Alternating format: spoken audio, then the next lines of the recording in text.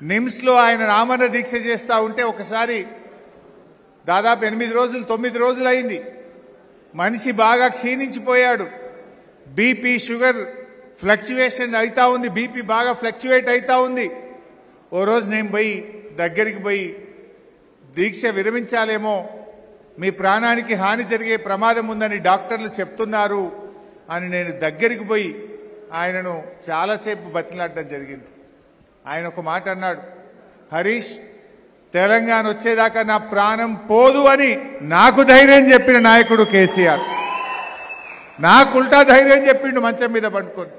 అంత మొక్కబోని ధైర్యం ఆయనది. ఒకరోజు డాక్టర్లందరూ వచ్చారు, నేను అక్కడే ఉన్నా.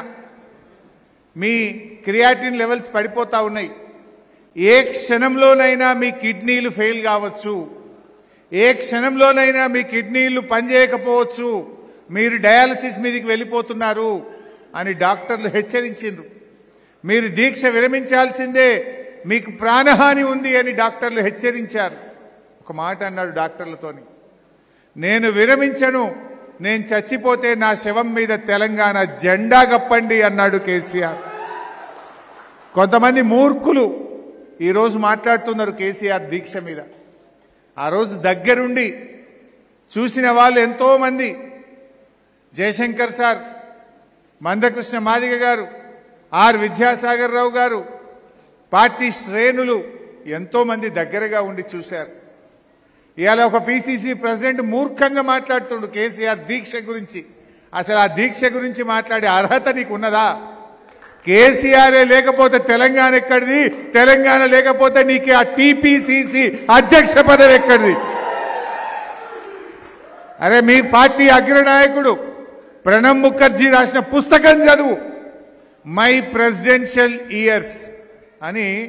భారతదేశ రాష్ట్రపతి ప్రణబ్ ముఖర్జీ ఒక పుస్తకం రాశాడు. ఎందుకంటే తెలంగాణ మీద ప్రణబ్ ముఖర్జీ కమిటీ వేసింది ఆనాటి యూపీఏ ప్రభుత్వం, సంప్రదింపులు చేసింది ఆనాడు ప్రణబ్ ముఖర్జీ, తెలంగాణ బిల్లు మీద సంతకం పెట్టింది ప్రణబ్ ముఖర్జీ, రాష్ట్రపతిగా గెజిట్ పబ్లిష్ చేసింది ప్రణబ్ ముఖర్జీ. ఆ ప్రణబ్ ముఖర్జీయే ద ప్రెసిడెన్షియల్ ఇయర్స్ అనే తాను రాసిన పుస్తకంలో కేసీఆర్ గురించి ఒక పేజీ రాసిండు. ఒక నాయకుడు కలలు గన్నడు, పోరాటం చేసిండు, తన జీవిత కాలములో తన లక్ష్యాన్ని ముద్దాడిన గొప్ప నాయకుడు కేసీఆర్ అనే మాట నేను చెప్పలే, ప్రణబ్ ముఖర్జీ గారు చెప్పిండ్రు.